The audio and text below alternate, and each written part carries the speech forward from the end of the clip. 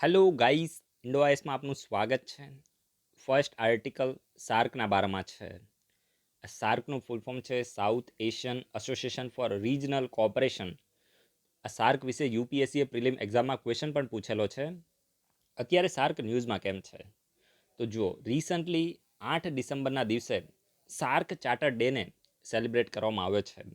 અને આ 2020નો 36મો, આ યાદ રાખજો, ઇમ્પોર્ટન્ટ છે, ડાયરેક્ટ જીપીએસસીમાં ક્વેશ્ચન બનશે, 36મો સાર્ક ચાર્ટર ડે હતો. તો તમને એમ થાય કે ભાઈ 8 ડિસેમ્બરે શા માટે સેલિબ્રેટ કર્યો?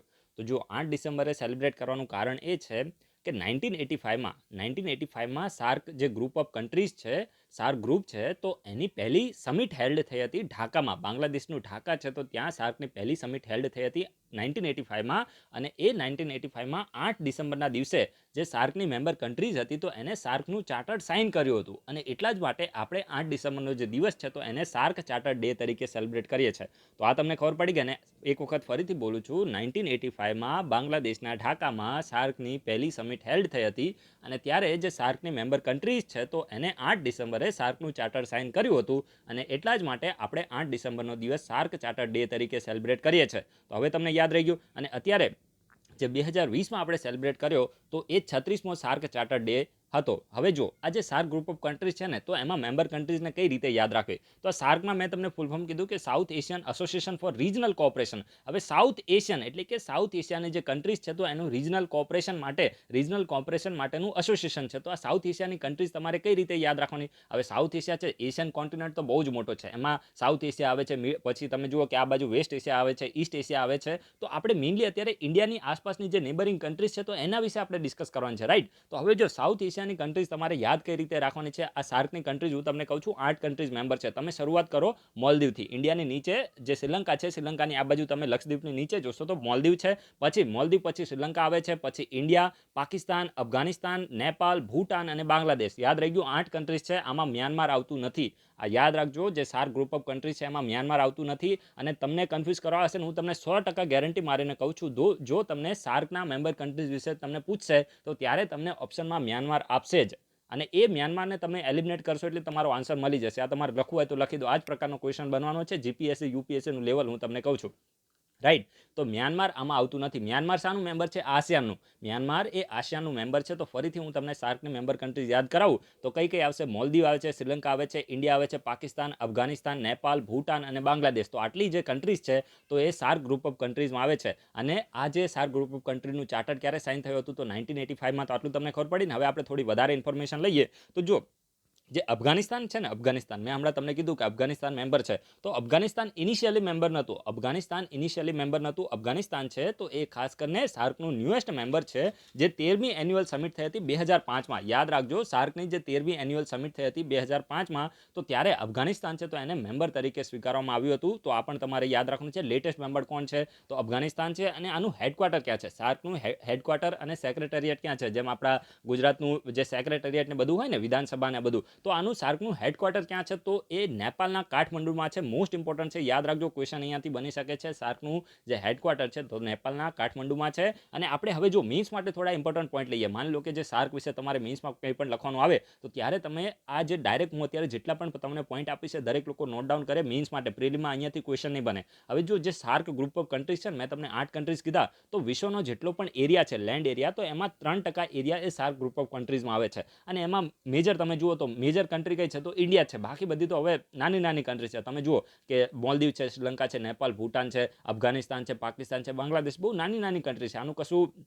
કહેવાય ને, એટલો બધો લેન્ડ એરિયા નથી. તો મેઇન કન્ટ્રી ઇન્ડિયા છે, સમજી ગયા? એટલા માટે જે પાકિસ્તાન છે, તો એને સાર્કથી પ્રોબ્લેમ છે. કારણ કે અહીંયા શું છે કે જે ઇન્ડિયા છે, તો એક બિગ બ્રધર જેવું અહીંયા રોલ પોતાનું પ્લે કરે છે, રાઈટ? અને એટલા માટે પાકિસ્તાનનો પ્રોબ્લેમ છે કે ભાઈ અમે આ લોકો અમારા મોટા ભાઈ કઈ રીતે બને. એટલા માટે તમે જોશો ને, તો સાર્ક છે ને, તો અત્યારે એટલું બધું એક્ટિવ નથી, રાઈટ? તો એ પણ તમારે યાદ રાખવાનું છે કે જે સાર્ક છે, તો એનો વિશ્વનો જેટલો પણ એરિયા છે, તો 3% એ જે એરિયા છે, તો એ સાર્ક ગ્રુપ ઓફ કન્ટ્રીઝમાં આવે છે. અને પોપ્યુલેશન, આ પોપ્યુલેશનમાં કોન્ટ્રીબ્યુશન વધારે કર્યું છે. બીજામાં કરે કે ના કરે, પણ પ્રોડક્શનમાં તો કર્યા જ રાખશે. છે.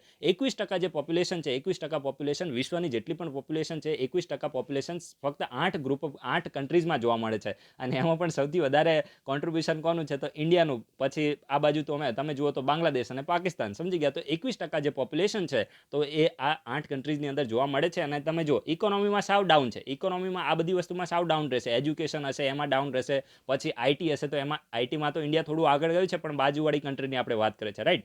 તો 3.8% જે વિશ્વની જેટલી પણ ગ્લોબલ ઇકોનોમી છે તો એમાં આમનું કોન્ટ્રીબ્યુશન કેટલું છે તો 3.8% છે. એ લગભગ $2.9 ટ્રિલિયન છે, રાઈટ. અને એમાં પણ સૌથી વધારે કોન્ટ્રીબ્યુશન તો ઇન્ડિયાનું છે.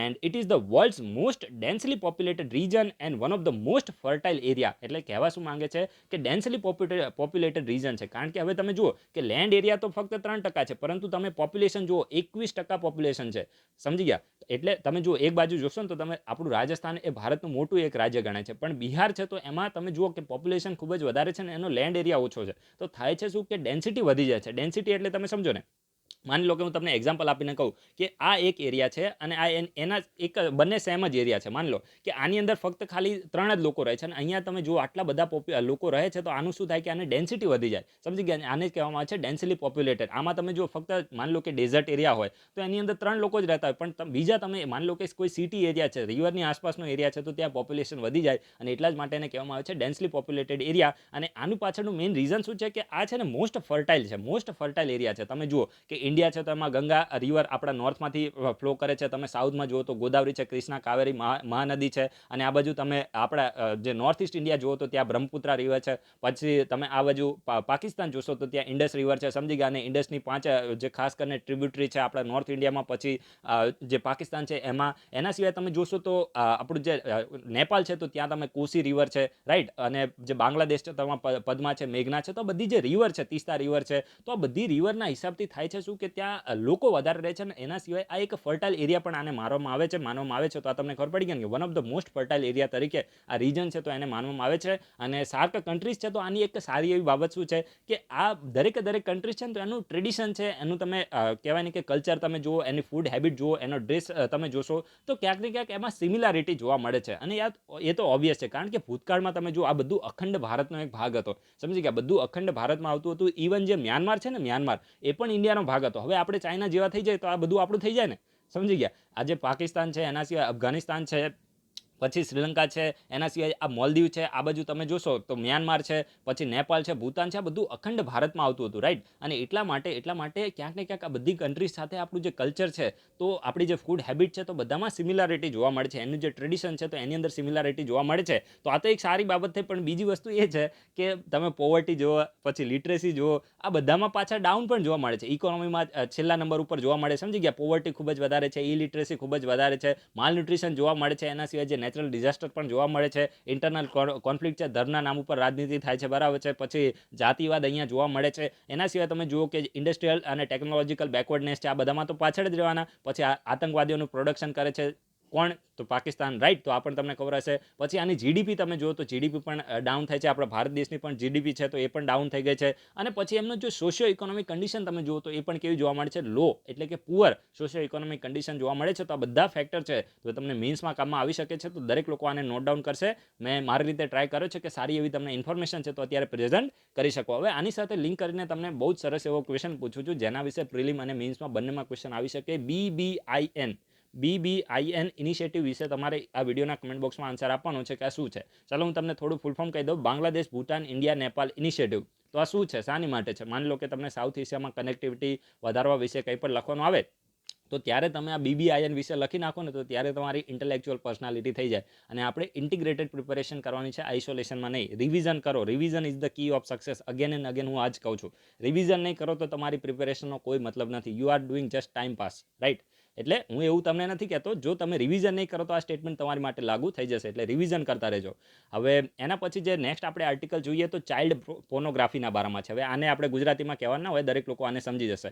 તો જો જે મહારાષ્ટ્ર પોલીસ છે ને, તો એની જે સાયબર વિંગ છે તો એને શું કર્યું છે, એને જે ઇન્ટરપોલ છે, ઇન્ટરપોલ, તો એની પાસેથી ચાઇલ્ડ પોર્નોગ્રાફીને રોકવા માટે, એના ઉપર કંટ્રોલ કરવા માટે એક સોફ્ટવેર છે તો એને એક્વાયર કર્યું છે. કોને? તો મહારાષ્ટ્ર પોલીસની સાયબર વિંગ દ્વારા. તો યાદ રાખવાનું છે. હવે જો ખાસ કરીને મહારાષ્ટ્ર પોલીસની જે સાયબર વિંગ છે તો એને એક ટ્રેસ ટીમ છે તો એને સેટઅપ કરી છે. આ ટ્રેસ ટીમ ટ્રેસ ટીમ છે તો એ શાની માટે સેટઅપ કરવામાં આવી છે, તો એ ચાઇલ્ડ પોર્નોગ્રાફિકલ કન્ટેન્ટ જે ઓનલાઈન અપલોડ થાય છે તો એને કાઉન્ટર કરવા માટે, એને રોકવા માટે આ પ્રકારની જે ટ્રેસ ટીમ છે તો એને સેટઅપ કરવામાં આવી છે. તો ડાયરેક્ટ ક્વેશ્ચન બને કે ટ્રેસ ટીમ રિસન્ટલી ન્યૂઝમાં હતી તો આ કયા સ્ટેટની પોલીસ દ્વારા સેટઅપ કરવામાં આવી છે, તો મહારાષ્ટ્ર પોલીસ. અને મેઇનલી જે ઇન્ટરપોલ પાસેથી સોફ્ટવેર ખાસ કરીને મહારાષ્ટ્ર પોલીસે લીધું છે, તો આને ઓપરેટ કરવા માટે જે 12 પોલીસ અધિકારીઓ છે મહારાષ્ટ્રના, તો એને ઇન્ટરપોલ દ્વારા શું આપવામાં આવ્યું છે, ટ્રેનિંગ પણ આપવામાં આવી છે. સમજી ગયા? તો આ પણ તમારે યાદ રાખવું છે અને આ ઇમ્પોર્ટન્ટ છે. એક ટ્રેસ યુનિટ છે તો એને પણ સેટઅપ કરવામાં આવે છે. તો આ ટ્રેસ યુનિટ પણ કોને સેટઅપ કરે છે, તો મહારાષ્ટ્ર પોલીસે. અને ટ્રેસ યુનિટનું ફૂલ ફોર્મ થાય છે ટેક્ટિકલ response against cyber child exploitation. Important છે, યાદ રાખજો, ટેક્ટિકલ response against cyber child exploitation. તો આનું ફૂલ ફોર્મ છે. અને ખાસ કરીને જે trace unit was primarily setup against the child pornography, એટલે મેઇનલી આ જે ટ્રેસ યુનિટ છે તો એ ચાઇલ્ડ પોર્નોગ્રાફીની અગેન્સ્ટમાં જ આને સેટઅપ કરવામાં આવ્યું છે. એટલે કે ચાઇલ્ડ પોર્નોગ્રાફી જે અપલોડ થાય છે તો એને રોકવા માટે જે કન્ટેન્ટ ઓનલાઈન આવે છે એને રોકવા માટે જ આને સેટઅપ કરવામાં આવ્યું છે. And that is a part of the large campaign against the child sexual abuse material. આને આપણે શોર્ટમાં શું કહે છે, CSAM. તો આ ચાઇલ્ડ સેક્સ્યુઅલ અબ્યુઝ મટીરિયલ જે ઓનલાઈન અપલોડ થતું હોય છે, સર્ક્યુલેટ થતું હોય છે, તો આના અગેન્સ્ટમાં આપણા દેશમાં જે કેમ્પેન ચાલે છે તો એનો જ આ એક ભાગ ટ્રેસ યુનિટને માનવામાં આવે છે. હવે જો આ ઇમ્પોર્ટન્ટ છે, મોસ્ટ ઇમ્પોર્ટન્ટ છે, બાય ડાયરેક્ટ ક્વેશ્ચન બનશે.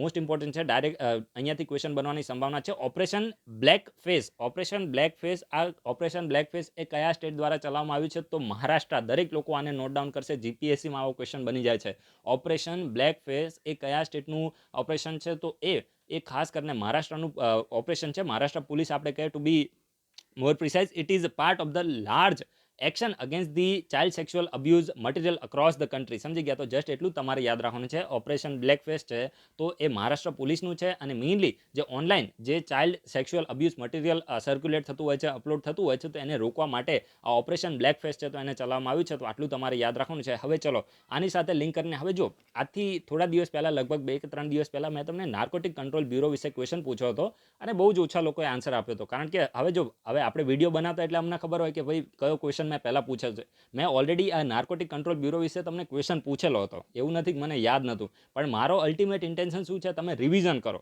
સમજી ગયા? અને બહુ જ ઓછા લોકોએ આન્સર આપ્યો, કારણ કે અમુક લોકોને એવું હશે કે આ તો આપણે આન્સર આપેલો છે ને શા માટે આપવો જોઈએ, થોડું આવી જાય ને, એરોગન્સ આવી જાય. પણ હું તમને એ ક્વેશ્ચન પૂછવાનો રીઝન શું હતું, મારે એ જોવું હતું કે આમાંથી કેટલા લોકો ઓપરેશન ટ્રાન્સ વિશે આન્સર આપે છે. ઓપરેશન ટ્રાન્સ મોસ્ટ ઇમ્પોર્ટન્ટ છે ભાઈ. ઓપરેશન ટ્રાન્સ છે તો એનો નાર્કોટિક કંટ્રોલ બ્યુરો ભાગ છે. તો આ ઓપરેશન ટ્રાન્સ શું છે, ડાયરેક્ટ ક્વેશ્ચન બને ધ હિન્દુ. તમે છે ને એક કામ કરજો, ઓપરેશન ટ્રાન્સ ધ હિન્દુ લખો એટલે તમને મળી જશે કે આ ઓપરેશન ટ્રાન્સ શું છે.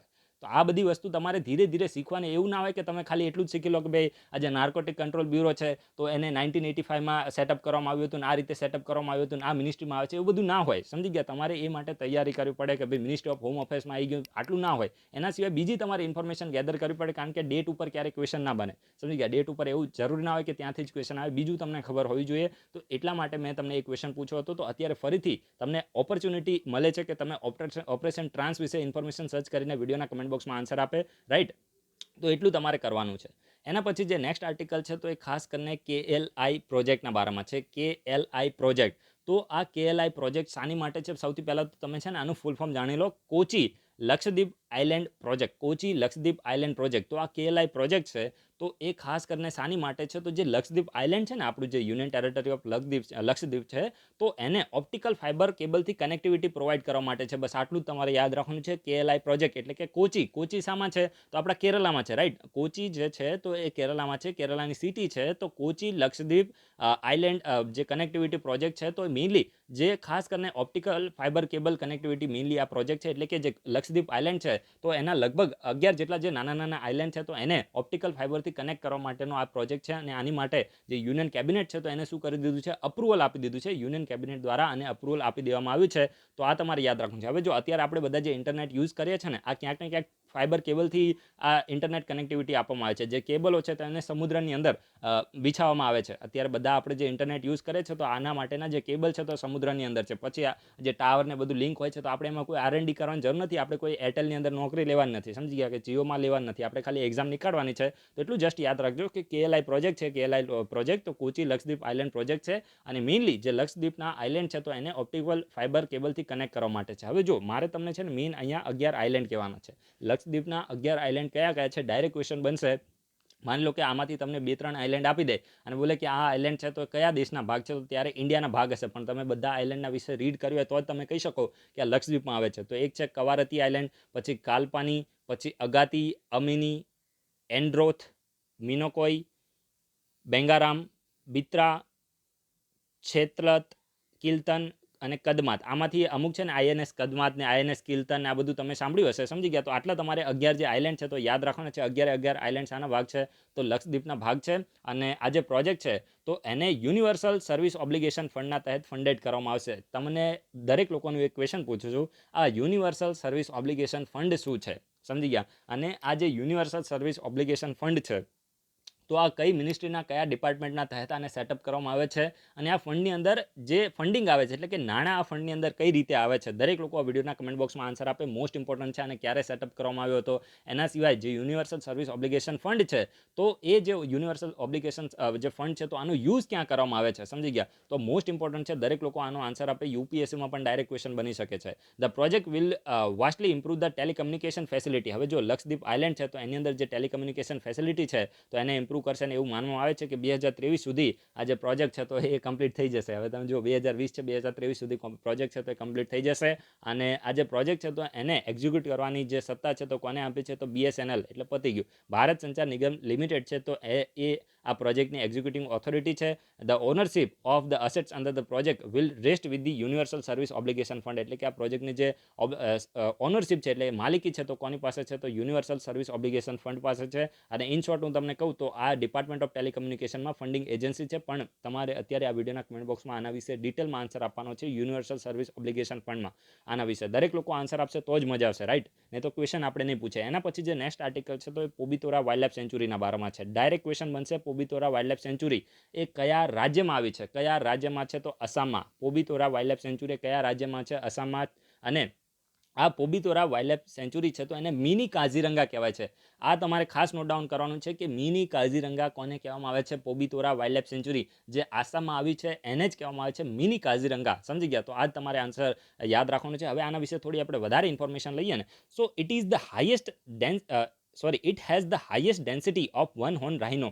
હવે જો જે એક સિંગવાળા આપણે ગેંડા કહીએ ને તો આની સૌથી વધારે ડેન્સિટી છે ને તો એ પોબિતોરા વાઇલ્ડ સેન્ચુરીમાં છે. આ ડેન્સિટી શબ્દ યુઝ કરું છું, એવું નથી કહેતો કે સૌથી વધારે રાહિનો છે વન હોર્ન રાહિનો તો એ પોબિતોરામાં જોવા મળે છે, એવું નથી બોલતો. એ ક્યાં છે તો સૌથી વધારે વન હોર્ન રાહિનો છે તો એ કાઝીરંગા નેશનલ પાર્કમાં છે. પરંતુ સૌથી વધારે ડેન્સિટી ક્યાં છે તો સૌથી વધારે ડેન્સિટી છે પોબિતોરા વાઇલ્ડ સેન્ચુરીમાં. અને સૌથી વધારે રાહિનો છે તો એ કાઝીરંગામાં છે. અને બીજા નંબર ઉપર સામા છે તો પોબિતોરા વાઇલ્ડ સેન્ચુરીમાં છે ને, એટલા જ માટે એને મિની કાઝીરંગા કહેવાય છે. એક વખત ફરીથી બોલું છું, કન્ફ્યુઝ ના થતા. જો શું યાદ શું રાખવાનું છે કે સૌથી વધારે વન હોર્ન રાઇનો ક્યાં જોવા મળે છે તો કાઝીરંગામાં. આ પહેલું તમારે ક્લિયર થઈ ગયું. પછી બીજું શું યાદ રાખવાનું છે કે સૌથી વધારે બીજા નંબરના જે વન હોર્ન રાઇનો છે તો એ ક્યાં જોવા મળે છે, તો સેકન્ડ નંબર પર કોણ આવે છે તો પોબિતોરા વાઇલ્ડ સેન્ચુરી. અને પછી ત્રીજું તમારે શું યાદ રાખવાનું છે કે સૌથી વધારે ડેન્સિટી એટલે હમણાં જ મેં તમને સમજાવ્યું કે નાનો એરિયા છે પણ વન હોર્ન રાઇનો ત્યાં વધારે છે. તો સૌથી વધારે ડેન્સિટી ક્યાં છે તો એ પોબિતોરા વાઇલ્ડ સેન્ચુરી આસામમાં છે. અને એ આપણે ઓલરેડી પહેલાં ડિસ્કસ કરી દીધું. તો આ તમારે યાદ રાખવાનું છે, ક્વેશ્ચન અહીંયાથી બની જશે. અને એટલા જ માટે આને મિની કાઝીરંગા તરીકે ઓળખવામાં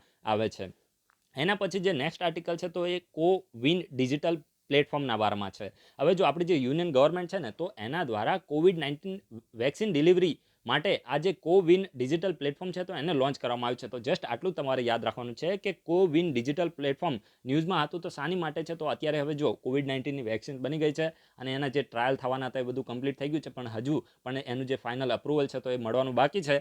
તો આ જે વેક્સિન છે તો એની ડિલિવરી માટે વેક્સિનની ડિલિવરી માટે આ જે કોવિન ડિજિટલ પ્લેટફોર્મ છે તો એને લોન્ચ કરવામાં આવ્યું છે. અને આની માટે એક એપ્લિકેશન છે તો એને પણ બનાવવામાં આવશે. અને આ એપ્લિકેશનની અંદર જેટલી પણ સુવિધા હશે, સમજી ગયા, કે જે પણ લોકોએ વેક્સિન માટે રજીસ્ટર્ડ કરાવવું હોય તો બધી પ્રકારની જે સુવિધા છે તો એપ્લિકેશનની અંદર હશે. તો બધું ફાલતુ વસ્તુ છે, સમજી ગયા કે ભાઈ આમાંથી કયા આની અંદર રજીસ્ટ્રેશન, વેક્સિનેશન, બેનિફિશિયરી આ બધું અહીંયાથી કોઈ ક્વેશ્ચન આપે ને, બધું ફાલતુ છે. જસ્ટ એટલું જ તમારે યાદ રાખવાનું છે કે કોવિન ડિજિટલ પ્લેટફોર્મ ન્યૂઝમાં હતું, ક્વેશ્ચન આમાંથી જ બનાવવાનો છે. તો આ શાની માટે છે તો COVID-19 જે વેક્સિન છે તો એની ડિલિવરી માટે આ જે ડિજિટલ પ્લેટફોર્મ છે તો એને સેન્ટ્રલ ગવર્મેન્ટ દ્વારા લોન્ચ કરવામાં આવ્યું છે. જસ્ટ આટલું તમારે યાદ રાખવાનું છે. અને એક મોબાઈલ એપ્લિકેશન પણ આની બનાવવા હશે તો એ બનાવે ત્યારે આપણે ડાઉનલોડ કરી લઈશું. એના પછી જે નેક્સ્ટ આર્ટિકલ છે તો એ ખાસ કરીને ઉત્તરાખંડનો પહેલો ઇકો બ્રિજના બારામાં છે. હવે જો ઉત્તરાખંડ છે ને તો એનું જે નૈનીતાલ ડિસ્ટ્રિક્ટ છે તો એમાં નૈનીતાલ ડિસ્ટ્રિક્ટમાં જે રામનગર ફોરેસ્ટ ડિવિઝન છે તો એને શું કર્યું છે, પહેલો ઇકો બ્રિજ છે, ઇકો બ્રિજ એને કન્સ્ટ્રક્ટ કર્યો છે કોની માટે, તો રેપ્ટાઇલ, એના સિવાય જે નાના મેમલ હોય, સ્મોલ મેમલ એટલે કે જે નાના સસ્તન પ્રાણી, અને રેપ્ટાઇલ એટલે શું થાય, રેપ્ટાઇલ એટલે સરીસૃપ, આપણે એવું એને કંઈક કહીએ ને કે જે લોકો પેટથી, મતલબ જે પ્રાણીઓ પેટથી ચાલતા હોય, સરીસૃપ જેને આપણે કહીએ એને આપણે રેપ્ટાઇલ કહેવામાં આવે છે. તો રેપ્ટાઇલ અને સ્મોલ મેમલ્સ માટે શું કર્યું છે, પહેલો ઇકો બ્રિજ છે તો એને કન્સ્ટ્રક્ટ કર્યો છે કોને, તો ઉત્તરાખંડનું જે નૈનીતાલ ડિસ્ટ્રિક્ટનું જે ફોરેસ્ટ ડિવિઝન છે તો એના દ્વારા કન્સ્ટ્રક્ટ કરવામાં આવે છે. હવે આમાં થાય છે શું, તો જો ખાસ કરીને જે ઇકો બ્રિજ છે ને આને ઇકો ડક્ટ પણ કહેવામાં આવે છે, આ પણ તમે નોટ ડાઉન કરજો, ઇકો બ્રિજને ઇકો ડક્ટ પણ કહેવામાં આવે છે. હવે જો હું તમને એકદમ સાદી ભાષામાં કહું તો માની લો કે આ છે ને ખાસ કરીને આ પહેલા એવો પ્લેન એરિયા હતો ને જ્યાં અહીંયાથી આ રીતે શું થતું હતું કે જે એનિમલ છે તો અહીંથી જતા હતા, રાઈટ. પણ હવે શું થયું કે અહીંયાથી એક સડક નીકળી ગઈ, એક રસ્તો નીકળી ગયો. તો હવે શું થાય કે આ રસ્તો નીકળી જાય તો પછી આ એનિમલ છે તો એની કનેક્ટિવિટી અહીંયાથી અહીંયા તૂટી જાય ને, તો પછી આ લોકો કંઈ ઉડીને તો જાય ને કે એવું ના હોય કે આ લોકોને ડ્રોનમાં બેસાડીને ઉડાડી દેવામાં આવે. તો હવે આ લોકોએ શું કર્યું કે આ એનિમલ છે તો એને પહેલાં જેવું જ વાતાવરણ મળી રહે તો એટલા માટે એક પુલ બનાવી દીધો. આ રીતે માની લો કે પુલ બનાવી દીધો અને પુલ ઉપર શું કર્યું, ઘાસ ને બધું ઉગાડી દીધું, રાઈટ, ઝાડવા ને બધું ઉગાડી દીધું. એટલે એનિમલ લોકોને મતલબ એનિમલને કેવું લાગે કે ભાઈ અહીંયા છે ને આપણે જંગલમાંથી જ ચાલે છે, એ લોકોને એવો અહેસાસ થાય. અને એટલા જ માટે અહીંયા ઇકો બ્રિજ જે શબ્દ છે તો એનો યુઝ કરવામાં આવે છે. સમજી ગયા? એક વખત ફરીથી બોલું છું. માન લો કે આવો પ્લેન એરિયા હતો અને આ એનિમલ માટેનો એક રોડ હતો, રાઈટ. અને હવે વચ્ચેથી શું થયું, સડક નીકળી તો આમની કનેક્ટિવિટી તૂટી ગઈ. તો હવે આ લોકો ઉડી ના જાય તો ફરીથી શું કર્યું, આવો એક બ્રિજ બનાવી દીધો અને બ્રિજ ઉપર ઝાડ ને બધું ઉગાડી દીધું. એટલે એક ફોરેસ્ટ જેવો એમને અહેસાસ થાય કે ભાઈ અમે ફોરેસ્ટમાં જે અત્યારે અમે જંગલના રાજા છે એ રીતે અમને અહેસાસ કરવા માટે ઇકો બ્રિજ છે તો ઉત્તરાખંડની જે ફોરેસ્ટ ડિવિઝન છે તો એને કર્યું છે. અને મેઇનલી આ શું લખ્યું છે, eco duct or eco bridge aims to enhance the wildlife connectivity that can be disturbed because of the highways or the logging. તો આપણે ઓલરેડી ગુજરાતીમાં સમજાવી દીધું, તમે ઇંગ્લિશ પાડવાનું બંધ કરો, રાઈટ. તો હવે આપણે આ વિડીયોને અહીંયા કમ્પ્લીટ કરી દઈએ. વિડીયો ગમે તો લાઈક કરજો અને ના ગમે તો ડિસલાઈક કરજો. બીજું કે આન્સર જરૂર આપજો અને તમારી નોટ્સની અંદર નોટ ડાઉન કરજો. વિડીયો ગમે ત્યારે ડિલીટ થઈ જશે, હું ક્યારે પણ હવે વોર્નિંગ નહીં આપું. મેં ઓલરેડી છેલ્લા 2 મહિનાથી હું કહેતો રહું છું, હવે ગમે ત્યારે વિડીયોનો સમય આવશે ત્યારે બંધ થઈ જશે. પછી કોઈનો પણ કોઈ WH ક્વેશ્ચન તમારે સાંભળવામાં નહીં આવે કે આ પ્રોબ્લેમ હતો. અત્યારે તમારી પાસે લગભગ 20 થી 25 દિવસનો સમય છે, તમે શાંતિથી જે વિડીયો છે તો એને કમ્પ્લીટ કરી શકો છો. એક દિવસના 5 વિડીયો જોશો તો પણ થઈ જશે. તો હવે આપણે વિડીયોને કમ્પ્લીટ કરીએ. કોઈ પણ વધારે અત્યારે મેસેજ કરીને ખોટું ટેન્શન ના લે. તમારી પાસે 20-25 દિવસનો સમય છે. અને પીઆઈની એક્ઝામ જે છે તો એ ખાસ કરીને 3 તારીખે થશે. 1 તારીખ પછી આપણે વિડીયો છે તો એને પ્રાઇવેટ કરવાનું શરૂ કરી દઈશું. તો એની પહેલાં તમે વિડીયોને જોઈ શકો છો. તમારી પાસે પૂરો સમય છે અને નોટ્સ જરૂર તમે બનાવી લેજો, રાઈટ. પછી આપણે કોઈપણ પ્રકારના તમારા જે પણ ક્વેશ્ચન હશે, એક્સક્યુઝ હશે તો એને આપણે સાંભળશું નહીં, કારણ કે સમય બધા પાસે સરખો જ હોય છે. સમજી ગયા? હું પણ દિવસમાં મેનેજ જ કરું છું અને આપણી ઉપર ઘણી બધી જવાબદારીઓ પણ છે. અને તેમ છતાં આપણે બધું કરી શકીએ છીએ. તો અમુક લોકો એવું બોલે કે અમે પ્રાઇવેટ નોકરી કરે છે તો સમય મળતો નથી. ભાઈ મારી પાસે બી એવું જ છે. એટલે મારે જવાબદારીઓ ઘણી બધી છે. આપણે હું પ્રાઇવેટમાં નોકરી કરતો નથી પણ મારી પાસે બીજી ઘણી બધી જવાબદારીઓ છે. એટલા માટે મારે પણ ટાઈમને સેટ જ કરવાનો છે, રાઈટ. તો તમારે પણ કરવો જોઈએ. તો એ રીતે તમે બધા ડેઈલી વિડીયોને જોઈને પૂરા તમે યાર 2ની સ્પીડમાં કરી દો, 1.75 તમે કરી દો તો પણ તમારી પાસે ઇનફ ટાઈમ હોય છે. તો એ રીતે તમે કરી શકો. તમે જુઓ કે હું પોલિટીના વિડીયો લાવું તો ત્યારે મારે થોડું ટાઈમને મેનેજ જ કરવાનું હોય છે. તો અત્યારે થતું નથી તો વિડીયો નથી બની શકતો, રાઈટ. તો એ રીતે તમારે પણ થોડું ફ્લેક્સિબલ રહીને તૈયારી કરવાની હોય અને તો જ જીવનમાં આગળ વધી શકાય. બાકી ત્યારે એવું બાના આપણે કાઢતા રહીએ કે મારી પાસે આ રીતે, મારી પાસે આટલી બધી જવાબદારીઓ છે, હું આ કરતો રહું છું, તે કરતો રહું છું, પ્રાઇવેટ નોકરી કરું છું, એ બધું ના ચાલે. એ બધું કરો તો પછી પરીક્ષા ક્યારે પાસ ના થાય. તો એ રીતે તમારે થોડું ધ્યાન રાખી અને વિડીયોને ઝડપથી ખતમ કરી દેવાના છે. So guys, thanks for watching. તમારા બધાનો દિવસ શુભ જાય.